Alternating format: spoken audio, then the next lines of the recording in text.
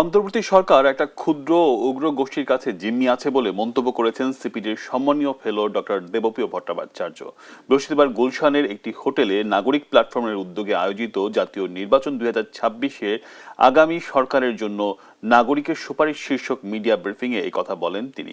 এ সময় প্ল্যাটফর্মটির আহ্বায়ক দেবপ্রিয় ভট্টাচার্য বলেন, ইশতেহারে উল্লেখিত এই সকল কর্মসূচির মূল উদ্দেশ্য হল পিছিয়ে পড়া জনগোষ্ঠীর সম্ভাবনাকে কাজে লাগানোর মাধ্যমে তাদের সামাজিক উত্তরণ, বৈষম্য হ্রাস ও টেকসই উন্নয়ন ত্বরান্বিত করা।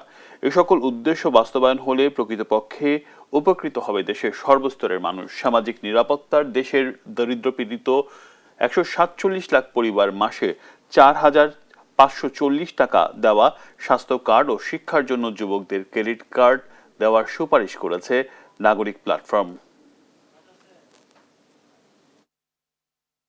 আমাদের অর্থনৈতিক অগ্রগতির একটা চালিকা শক্তি হিসেবে আমরা পরিণত করতে পারি। এটার জন্য আমাদের দেশীয় এবং বিদেশি যে শ্রমবাজার, সেটার সাথে সামঞ্জস্যপূর্ণ শিক্ষা আমাদের দরকার হবে, প্রযুক্তি নির্ভর শিক্ষা দরকার হবে। আজকাল এখন যেখানে আমরা কর্মসংস্থান করছি, আগামী 10 বছর পরে অনেক এগুলো কিন্তু থাকবে না।